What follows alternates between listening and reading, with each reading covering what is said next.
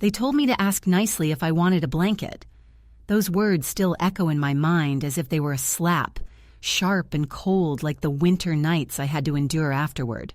It wasn't just the chill of the air that seeped into my bones, but the freezing indifference in my son's voice when he said it, standing there with his arms crossed, watching me as if I were some unwanted guest in his home rather than the mother who had raised him. I was 81 years old then, fragile and stiff from years of arthritis and a recent fall that had left me bruised and sore. I had come to live with them because I thought family meant care, that a son would be the first to protect and cherish his mother. Instead, I found myself begging for something as basic as warmth, something as simple as a blanket, like a child standing outside in the cold, hoping for a crumb of kindness that never came freely. I'm now settled in a small cabin nestled deep in the woods of upstate Michigan, far from the city and the people who made me feel less than human. I live alone, but in this solitude, I have found a peace that eluded me for decades. The cabin is modest, with creaky floorboards and a wood stove that crackles and hums against the cold that sneaks in through the thin walls. Here, I am no longer the invisible burden I was in my son's house. Here, the fire is mine to tend, the heat my own to command. I start my mornings wrapped in a thick quilt, sipping tea as the dawn light filters through frost-covered windows. But the journey to this quiet refuge was not born of choice, but of necessity, a slow unraveling of dignity and love that began with a single, humiliating moment, a moment that changed everything. It happened during one of the coldest winters I had ever experienced. The snow piled high outside the windows, the wind howled like a wild beast clawing at the walls, and the heating system in my son's house was a silent enemy. I had been recovering from a fall, my bones aching, my hands trembling from the chill. One evening, I shivered under a thin blanket in the guest room they had reluctantly offered me, and I dared to ask my son for an extra blanket. The words that left his mouth still haunt me. "If you're that cold, ask nicely for the blanket."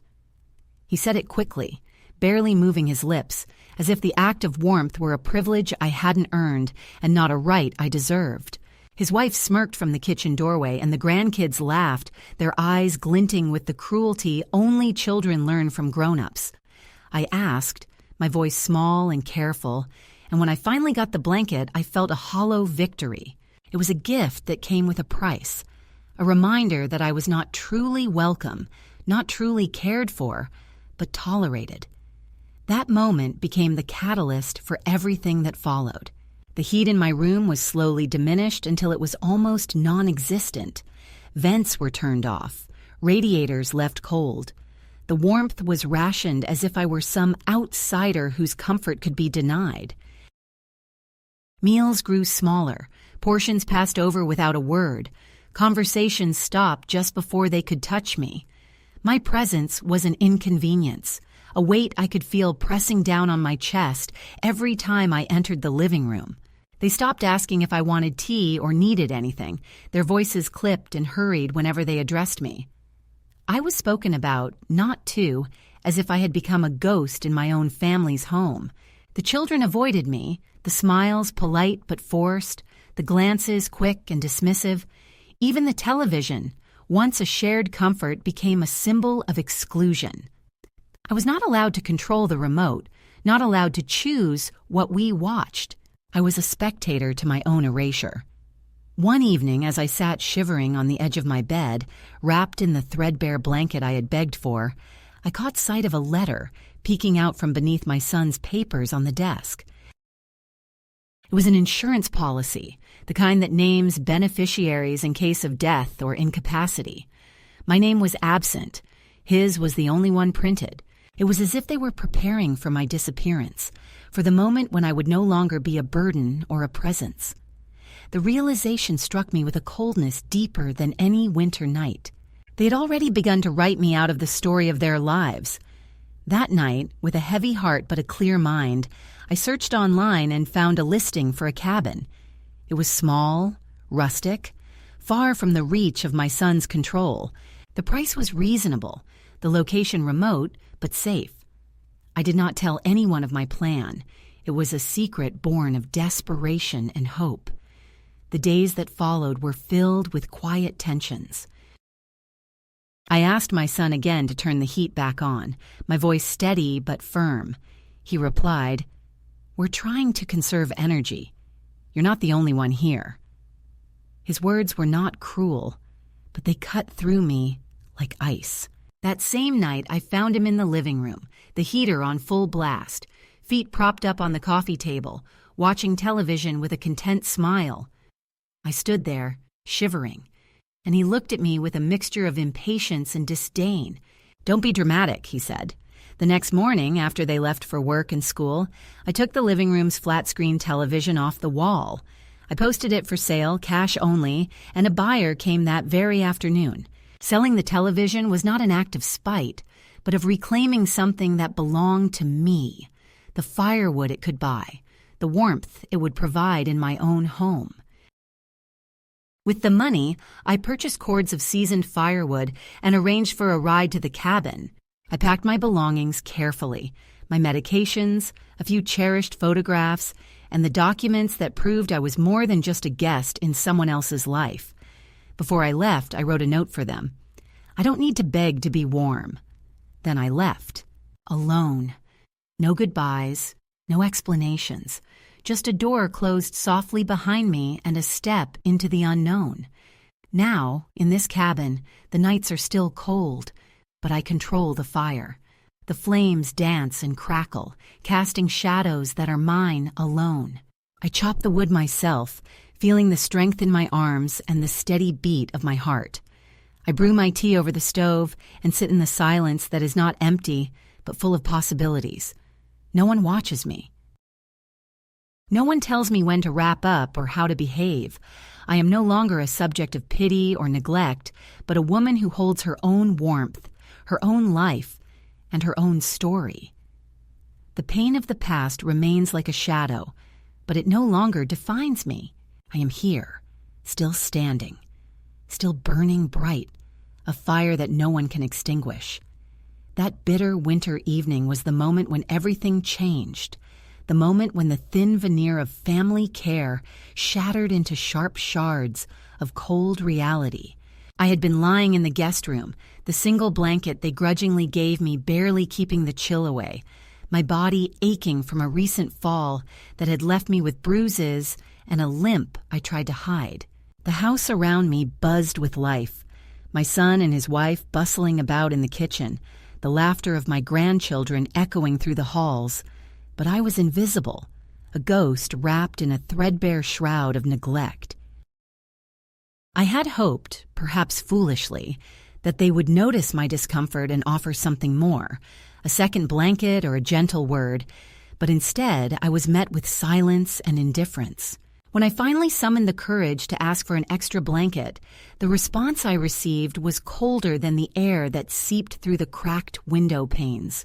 My son, standing in the doorway of the kitchen, arms folded and eyes narrowed, said in a voice so flat it might have been a command, "If you're that cold, ask nicely for the blanket." The words were delivered not with affection or concern, but with a clipped impatience, as if I were an inconvenience to be tolerated rather than a mother deserving of care. The moment stung far deeper than any winter chill. It was not just the refusal of warmth, but the humiliation of being made to beg for it in front of the family. His wife lingered behind him, a faint smirk playing on her lips, while the children giggled nervously, unsure of where to place their loyalties or how to react to the grown-up tension. I asked quietly and carefully, my voice betraying my age and vulnerability, and when the blanket was finally handed to me, it felt less like a gift and more like a punishment. I wrapped it tightly around my shoulders, the fabric coarse against my skin, and retreated to my room with a heavy heart. I did not cry then. There was no room for tears in the harsh landscape of rejection that had been laid before me. Instead, I sat on the edge of the bed, the warmth barely reaching me, and felt the crushing weight of a new truth, that I was no longer welcome here, not truly, not as the mother I once was. In the days that followed, the coldness extended beyond the physical. The heat in my room was turned down until it was almost non-existent. Vents were closed off, radiators left cold, and I found myself shivering beneath layers of clothing and blankets that never quite seemed enough.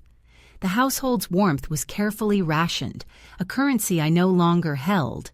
Meals became smaller, portions passed over without acknowledgement or care, as if my presence at the table was a mere formality rather than a necessity. Conversation stopped before they could reach me, voices lowering or shifting topics when I entered a room. I became an afterthought, a shadow that moved silently between walls but never fully belonged. My son and his wife spoke about me as if I were not there, using the third person. She's still asleep. She already ate. Even when I was in the same room, a deliberate erasure of my existence and needs. The children avoided eye contact, their smiles polite but hollow, their laughter nervous and unsure. The home that was supposed to be a sanctuary felt more like a prison, a place where I was tolerated but never truly accepted. The television, once a symbol of family connection and shared moments, became another instrument of exclusion. I was not given the remote, nor was I allowed to choose what we watched. My opinions and preferences were dismissed or ignored, and I was left to watch silently as others filled the space with noise and distraction. The flickering screen mocked me, a cold glow illuminating the distance growing between us. I felt like a stranger in my own family's life, a visitor who had overstayed her welcome. The small daily indignities piled up like snowdrifts around me, each one heavier than the last, until I could barely breathe beneath the weight of neglect and shame. One evening, while tidying the guest room, I noticed a stack of papers on my son's desk, half hidden beneath a pile of magazines and bills. Among them was a letter, its official envelope stark and impersonal. Curiosity and dread compelled me to open it. Inside was an insurance policy, life insurance naming my son as the sole beneficiary. There was no mention of me, no provision for my care or well-being. The implication was unmistakable. They were preparing for my absence, for the day when I would no longer be a presence in their lives. The cold realization settled over me like a winter frost, seeping into my bones. They had already begun to write me out of the story, to treat me as if I were an inconvenience to be managed rather than a mother to be cherished. I folded the papers carefully, returned them to their place, and sat down to gather my thoughts. The home that once promised warmth and safety had become a place of exile and erasure. That night I lay awake in the cold, the faint hum of the heater barely audible in the background, and I began to think of a different life. A life where I was not invisible, not a burden, not a guest waiting to be discarded. In the quiet of the dark, I searched online and found a listing for a small cabin tucked away in the woods of upstate Michigan. It was rustic and simple, but it had a wood stove and the promise of solitude. The price was affordable, within my modest means. Without telling anyone, I made inquiries, spoke to the owner, and began to imagine a life where the fire was mine to tend, where the warmth was not something I begged for, but something I created with my own hands. It was a fragile hope, but it was enough to stir something inside me that had long lain dormant, a flicker of agency, a whisper of freedom. The days that followed were filled with tension and quiet confrontation.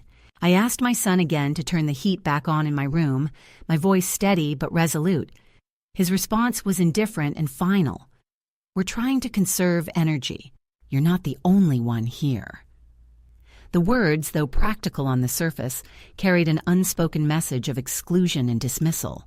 That night, I found him in the living room, the heater blazing at full strength, feet propped up on the coffee table, eyes glued to the television. I stood in the doorway shivering, and he looked at me with impatience and disdain. "Don't be dramatic," he said, as if my very presence were a nuisance. The contrast was cruel, the warmth radiating around him, the cold seeping into my bones. It was a moment of clarity, a moment when I understood that the life I had known with my family was no longer mine. With a quiet determination, I took the living room's flat-screen television off the wall the next morning, posting it for sale with a sign that read, "Cash only." The buyer came that afternoon, and I exchanged the television for money that would buy firewood, warmth I could command on my own terms. The sale was not an act of vengeance, but of reclamation, a step toward a life where I was no longer subject to the whims and neglect of those who should have cared for me. I packed my belongings, my medications, cherished photographs, important documents, and wrote a note before I left. "I don't need to beg to be warm." Then I stepped out into the cold, alone but resolute, closing the door softly behind me on the life that had become a prison. This was the catalyst, the moment when I chose to stop waiting for love and care that would never come, and instead began to build a life on my own terms.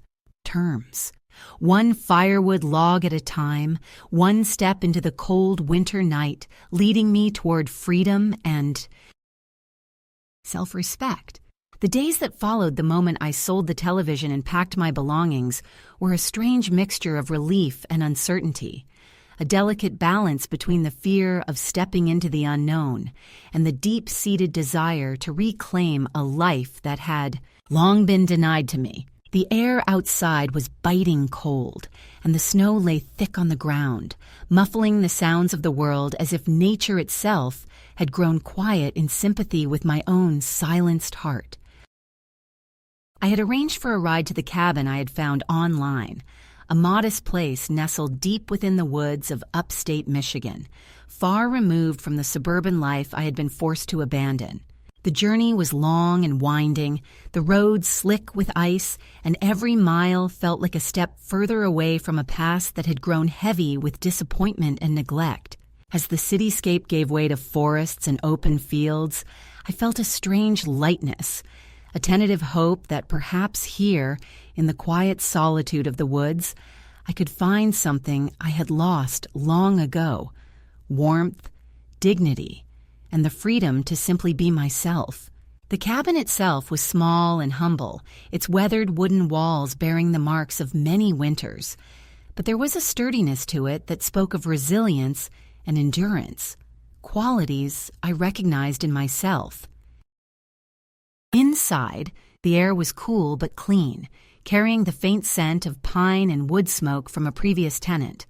The wood stove stood proudly in the corner, a promise of heat and comfort that I knew would become the heart of this new home. I set about unpacking slowly, each object placed carefully in its new place, a quiet ritual that felt like reclaiming not just space, but a part of my identity. The photo albums, the medications, the few cherished belongings I had brought with me, all these things became anchors in the unfamiliar environment. That first night, wrapped in a thick quilt I had brought from the old house, I lay on the narrow bed and listened to the wind whisper through the trees, a sound so different from the distant traffic and muffled voices I had left behind. It was a solitude that did not feel like loneliness, but like the beginning of something new. In the days that followed, I settled into a routine that was both foreign and healing. Each morning I would wake early to the soft light filtering through the frosted windows, brew a pot of tea on the stove, and sit by the small kitchen table, watching the smoke curl upwards from the chimney against the pale winter sky. I chopped wood for the fire, feeling the strength in my arms as I lifted the logs and stacked them neatly beside the stove. The physical labor was exhausting but satisfying in a way I hadn't known in years. Each swing of the axe a small act of reclamation, each crackle of the fire a reminder that I was in control of my own warmth and comfort.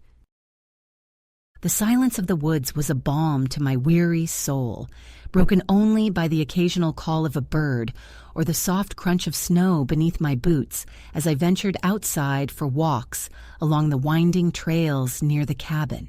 These walks became a meditation, a way to breathe in the fresh air and slowly shed the weight of years spent in neglect and invisibility. Despite the peace I found in this new life, there were moments when the old wounds throbbed painfully, memories of the coldness and rejection that had driven me here, pressing insistently against the edges of my consciousness.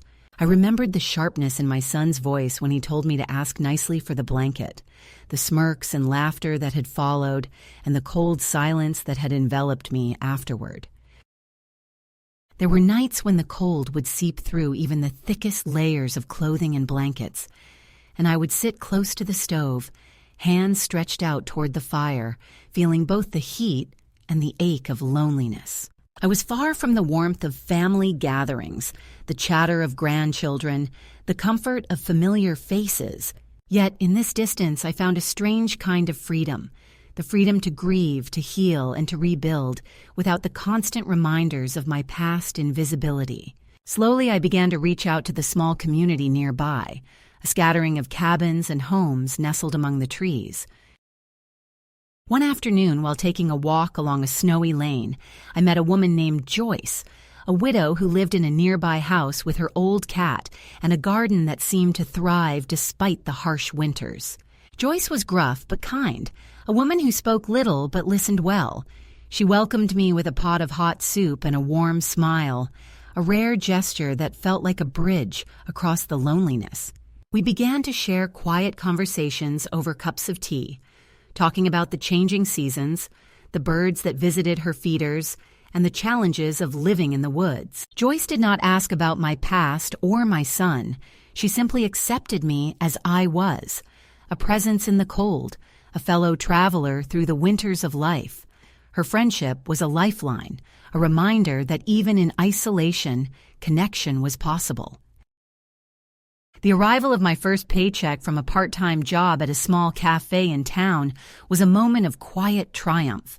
I had applied for the job not because I needed the money desperately, but because I wanted to prove to myself that I was still capable, still worthy of contributing to the world.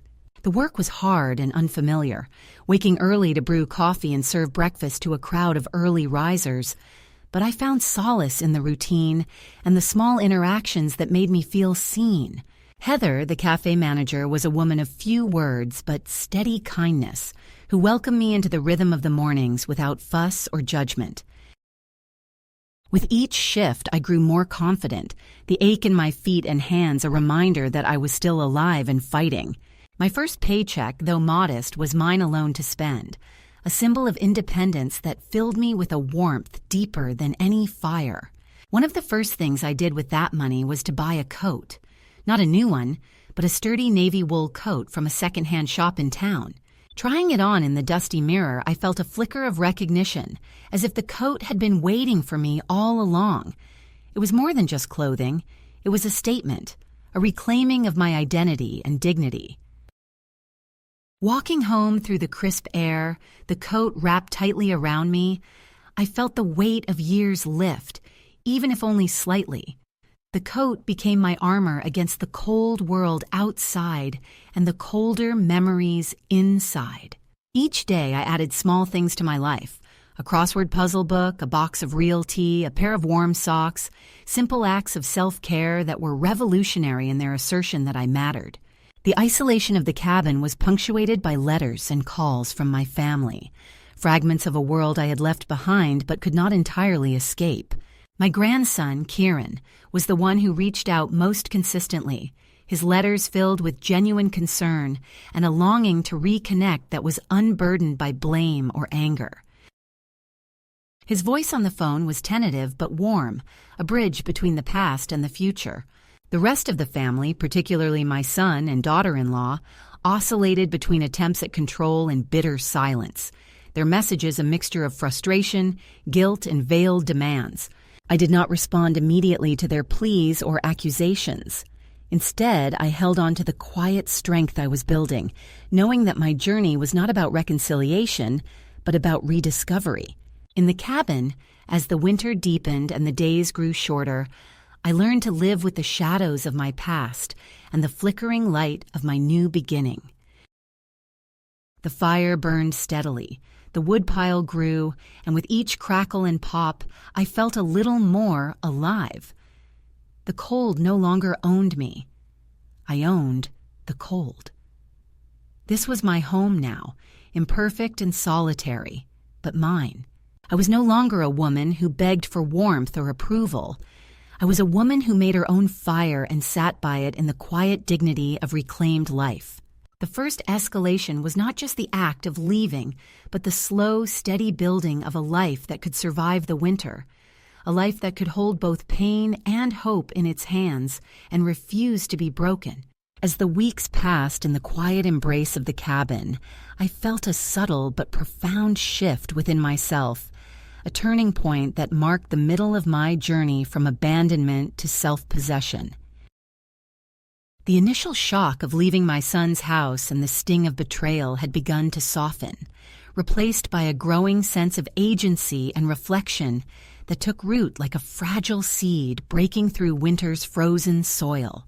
In this new life, surrounded by the towering pines and the endless sky, I discovered the space and silence I needed not only to heal, but to reclaim parts of myself that had been buried under years of neglect and erasure. The cabin, with its creaking floors and wood stove's steady glow, became more than a shelter. It became a sanctuary where I could begin to listen to the quiet voice inside me that had been drowned out for so long. One afternoon, while sitting at the small kitchen table with a steaming cup of tea, I found myself staring out the frost-covered window at the soft blanket of snow covering the landscape. The stillness was broken by the sound of footsteps crunching in the snow outside, and soon after, a knock at the door. I opened it to find Joyce, my neighbor from down the lane, standing there with a basket of fresh bread and a wary smile. She was a woman of few words but a steady presence, someone who had quietly watched my arrival and the slow settling of my new life. She didn't ask prying questions or offer unsolicited advice. Instead, she simply stepped inside, placed the bread on the counter and said, "Thought you might like something fresh. The winter's long and company's scarce." That simple act of kindness, unburdened by expectation, was a balm to my soul.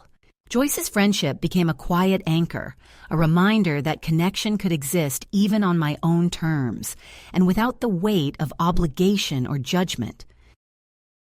Encouraged by this small but meaningful connection, I began to venture beyond the solitude of the cabin and into the nearby town.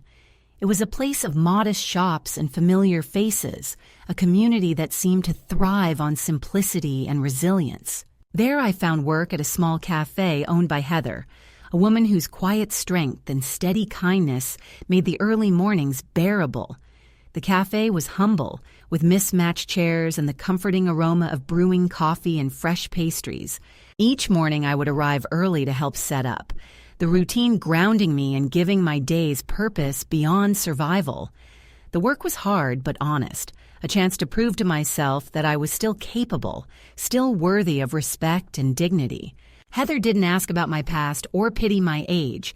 She treated me like any other capable adult, expecting me to show up and do my best. In this new role, I found a sense of belonging that was not rooted in family ties, but in shared effort and quiet respect. The first paycheck I earned was a small but powerful symbol of my rebirth. With a modest sum in my pocket, I made my way to a second-hand clothing shop where I chose a navy wool coat with a subtle herringbone pattern. It was not new, but it fit me perfectly, wrapping around me like a promise of warmth and resilience. Trying it on in the dusty mirror, I felt a flicker of recognition, as if the coat had been waiting for me all along, ready to shield me from the cold world outside and the lingering shadows within. That coat became more than just an article of clothing. It was a statement, a reclaiming of identity and dignity. Each time I slipped it on, I felt a little stronger, a little more myself. The simple acts of buying a coat, choosing real tea instead of the dusty bags I had brought from the old house, and carrying a crossword puzzle book in my pocket, became rituals of self-care and rebellion against the invisibility I had endured. In the quiet moments between work and solitude, I began to write letters, not to my family who had cast me aside, but to myself. These letters were raw and honest, a dialogue with the woman I had been and the woman I was becoming. I acknowledged the pain of rejection and betrayal, the humiliation of begging for a blanket, and the loneliness of being erased from the lives I had once nurtured. But I also celebrated the small victories, the fire I tended, the friendships I nurtured, the independence I reclaimed. Writing these letters was an act of healing and affirmation, a way to hold on to my own story and rewrite it in my own words. It was a slow process, filled with doubts and tears, but each word laid a brick in the foundation of my new life. The midpoint of my journey was marked not by a grand event or dramatic confrontation, but by this quiet turning inward and outward, a reclaiming of agency and a commitment to myself. I was no longer waiting for my son or anyone else to recognize my worth or offer me warmth. Instead, I was learning to provide those things for myself, to build a life that was whole and true to who I was, even if it was different from what I had once known. The pain of exclusion still lingered, but it no longer defined me.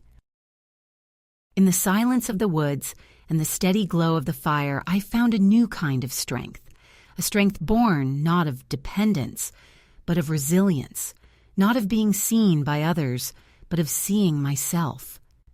This shift was not without its challenges. There were days when the cold seeped through the cabin walls and into my bones, when loneliness pressed heavy on my chest, and the memories of my son's harsh words and indifferent gaze threatened to overwhelm me.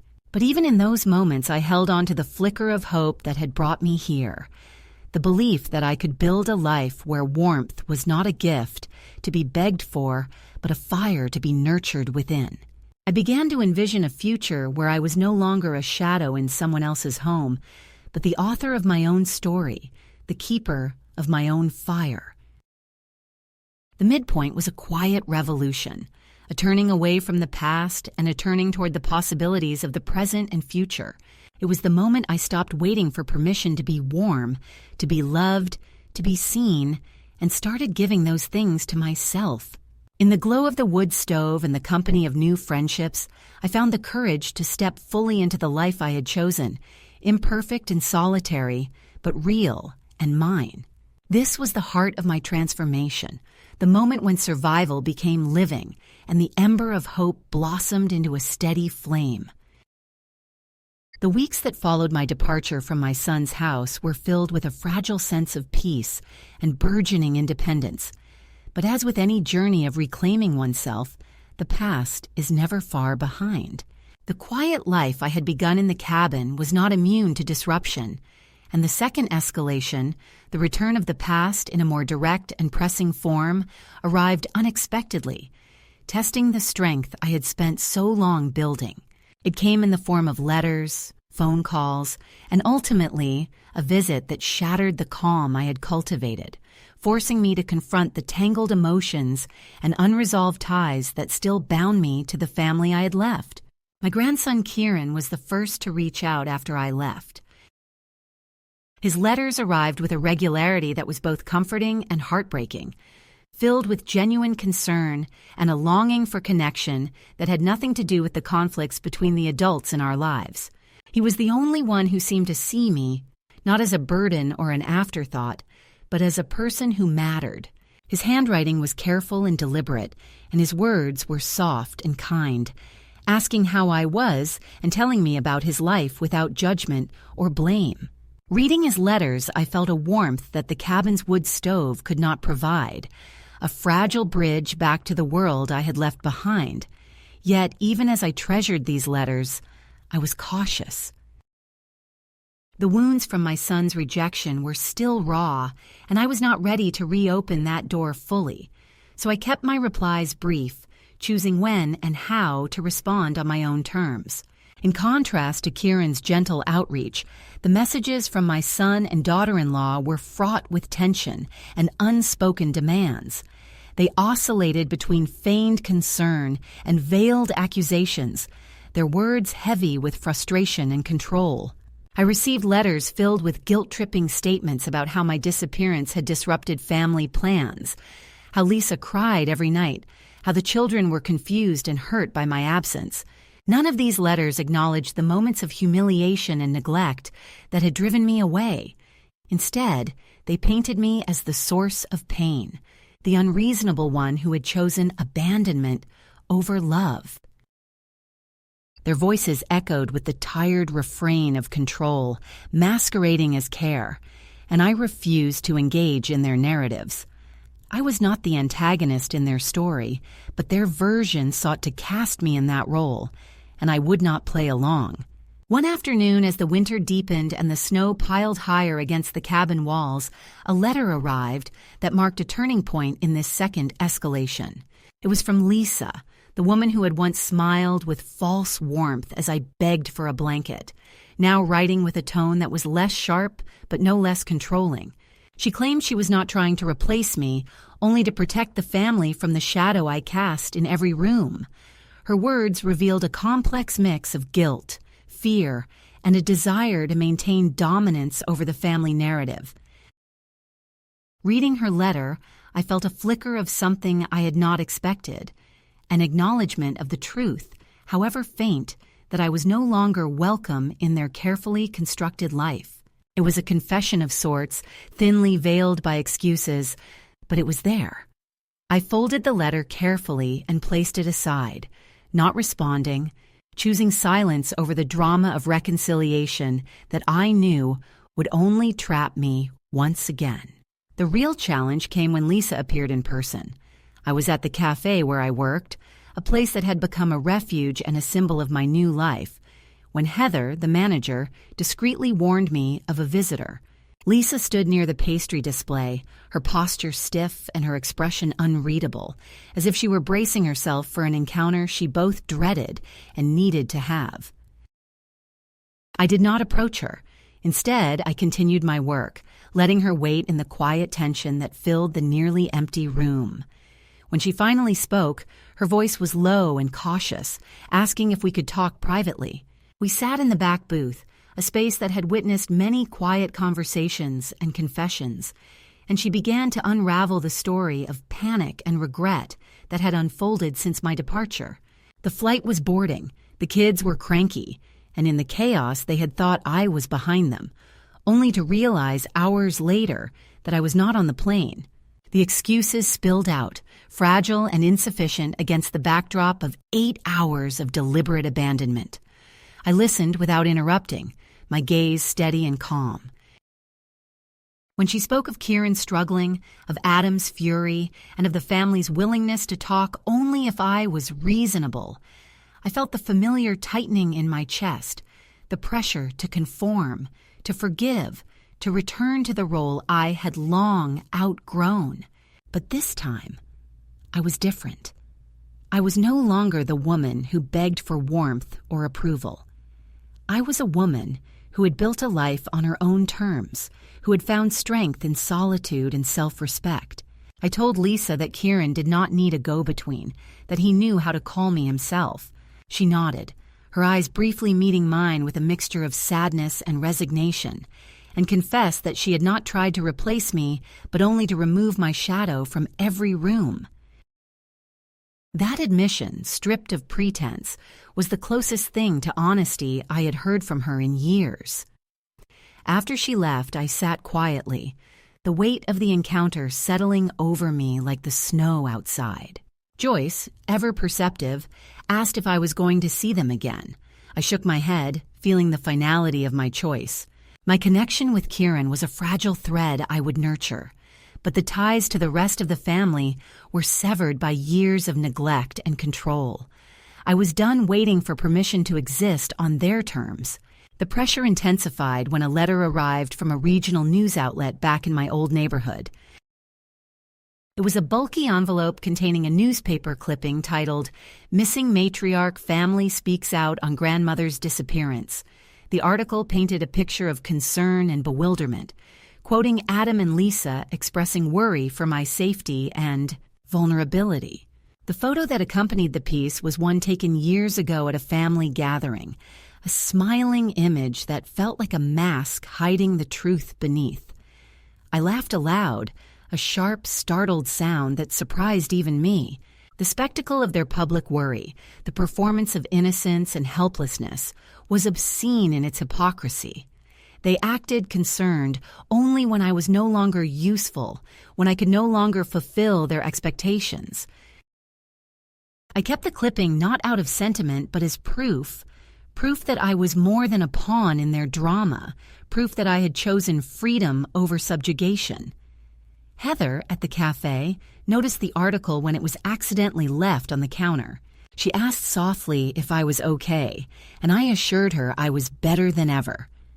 The new life I had forged was not without its challenges, but it was mine. The connections I made, the work I did, and the fire I tended in my cabin all nourished a sense of self that no letter or visit could extinguish. Then came the visit from the lawyer, Derek Sorensen, who represented Adam and Lisa. He appeared at the cafe one afternoon, his tone polite but firm, inquiring about my well-being and assets. I met his questions with quiet defiance, telling him my well-being was excellent and my assets were none of their business. When he suggested next steps to ensure I was in a safe environment, I folded my apron and walked past him without hesitation. I was no pet to be controlled or managed. Arthur, my friend who frequented the cafe, waited for me outside and, seeing the tension in my eyes, asked if I was okay. I told him I was not going to let anyone convince me otherwise. In the face of mounting pressure, I wrote a final letter, not to my son, not to Lisa, but to their lawyer. It was brief, clear, and resolute. I affirmed that I was of sound mind in a safe environment and not under duress. I informed him that I had retained local legal counsel and that any further attempts to contact me under the guise of concern would be considered harassment. This letter was my boundary, my shield against the relentless attempts to control and define me. Meanwhile, my friendship with Arthur deepened. He was a widower with stories etched into the lines of his face and a quiet kindness that contrasted sharply with the chaos of my past. We shared moments over cups of tea, conversations about birds and the small wonders of life, and the unspoken understanding that comes with shared experience and mutual respect. Arthur never pressed me about my past or my family. He simply offered companionship without conditions, a presence that was steady and reassuring. Joyce remained my steadfast ally, her presence a constant in the shifting landscape of my new life. Together, we navigated the seasons, the small joys and challenges of living apart from the world I had left behind. She never asked for explanations or apologies, only offering a glass of wine and a shared silence that spoke volumes. The second escalation was not just a return of the past, but a test of my resolve. It forced me to confront old wounds, to face the lingering ties that bound me to a family that had rejected me. But it also affirmed the strength I had found in choosing myself, in building a life that was true to who I was rather than who others expected me to be. I was no longer a shadow or a burden. I was a woman who had reclaimed her dignity and her story. In the quiet aftermath of this escalation, I sat by the fire in my cabin, the flames flickering like the steady beat of my heart. The cold outside was relentless, but inside, I was warm with the knowledge that I had chosen freedom over submission, that I had made my own fire and was tending it with care and courage. This was not the end of my journey, but it was a milestone, a moment of clarity and strength that would carry me forward into whatever came next. The moment I sent the letters, the ones I had been drafting quietly in the sanctuary of my cabin, felt like releasing a held breath I didn't know I was keeping. The first was addressed to Lisa, the woman who had so coldly witnessed my humiliation and carried it on her shoulders as if it were some sort of shield for the family's fragile facade. My words were measured, sharp but calm, 3 simple lines that carried the weight of years of pain and finality. I know what you did. I know what you didn't say. I'm not angry. I'm not coming back. Take care of your own life now.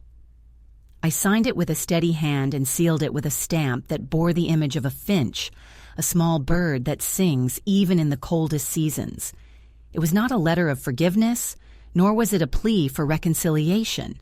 It was a declaration of independence, a line drawn in the snow that I would not cross again. I mailed it the next morning, knowing full well that it would not be received with open arms, but confident that I had finally reclaimed my voice. The second letter was addressed to Derek Sorensen, the lawyer who had come to the cafe with polished words and veiled threats disguised as concern. This letter was formal and unyielding, a legal fortress erected with carefully chosen words. "To whom it may concern," it began, "there is no cause for further legal contact. I am of sound mind in a safe environment and not under duress. I have retained local legal counsel. Any further attempts to contact me under the guise of concern will be considered harassment." I signed this letter with the same firmness, feeling the strength of finality in every stroke of the pen. Sending it was an act of defiance and self-protection, an assertion that I was no longer subject to manipulation or control. It was the last cut, the severing of all the tangled threads that had bound me to a past I was determined to leave behind. In the days that followed, the weight of these actions settled over me like a heavy but cleansing snowfall. I continued my routine in the cabin, tending the fire and brewing my tea, but there was a new lightness in my step, a subtle but profound shift in my spirit. The fire burned steady and warm, a symbol of the power I held in my own hands. I was no longer a passive recipient of warmth or care. I was the source of my own comfort and dignity. This newfound agency was not without its moments of doubt or loneliness, but it was a path I had chosen deliberately, with eyes wide open and heart steady. The silence that followed the letters was not empty but filled with possibility. My phone, which I had kept off for so long, began to buzz with messages and missed calls. Lisa's voice was frantic in the earliest messages, filled with pleas and accusations that I chose not to answer. Adam's tone was curt and impatient, a reflection of frustration and helplessness that no longer held power over me. The family's attempts to draw me back into their orbit were met with calm refusal. I did not respond. I was not ready to reopen wounds or engage in battles that served only to diminish my hard-won peace. Instead, I focused on the life I had built, the steady rhythms of work at the cafe, the warmth of the fire, the quiet companionship of Joyce and Arthur. It was during this time that Lisa, perhaps recognizing that letters and messages were not enough, chose to appear in person at the cafe. Heather spotted her first, a woman in a tailored coat standing stiffly by the pastry display, pretending to read the chalkboard menu but clearly waiting for me. The cafe, usually a place of refuge, became a stage for a confrontation I had long anticipated but hoped to avoid. I did not approach her. I let her wait, letting the weight of silence fill the space between us. When she finally asked to talk privately, I led her to the back booth, the same one where we had first spoken after my departure. Lisa's words were a mix of apology and justification. She spoke of panic and regret, of the chaos that had accompanied the flight, and the mistaken belief that I was behind them. She admitted fear and confusion, the pressure to maintain the family's image, and the strain of managing children who were too young to understand the full story. Yet beneath the surface there was a rawness, a glimpse of vulnerability that I had not expected. When she confessed that she had not intended to replace me but only to remove my shadow from their lives, I saw not the woman who had mocked me, but a person trapped in her own web of fear and control.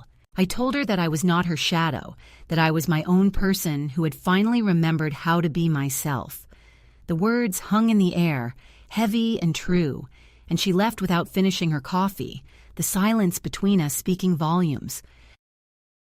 That night, sitting by the fire in my cabin, I reflected on the journey that had brought me here, the betrayal, the humiliation, the slow and steady rebuilding of my life.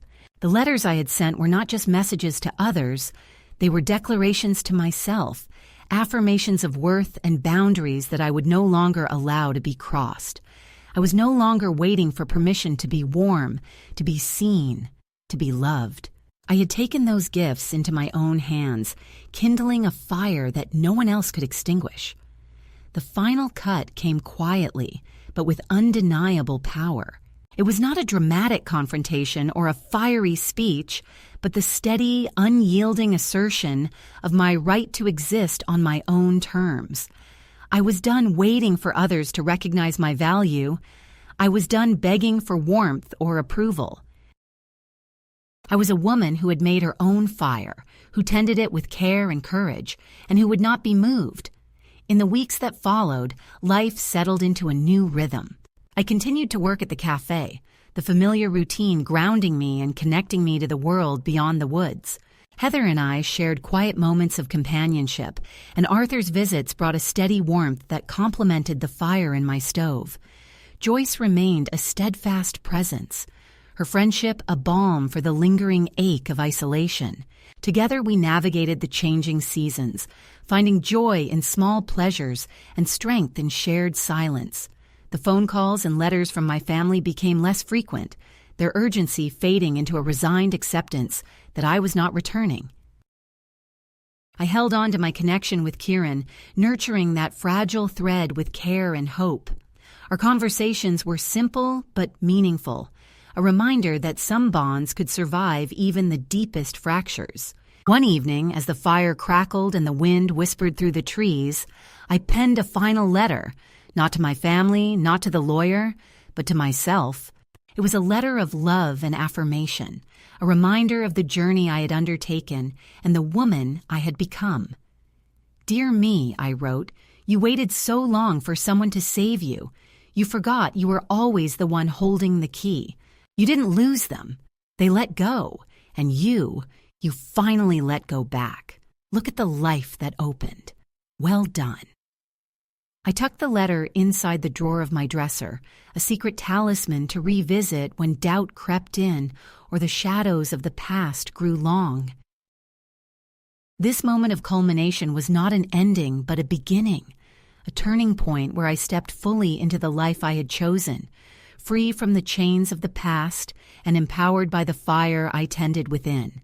It was a victory born not of vengeance or anger, but of quiet strength and unwavering self-respect.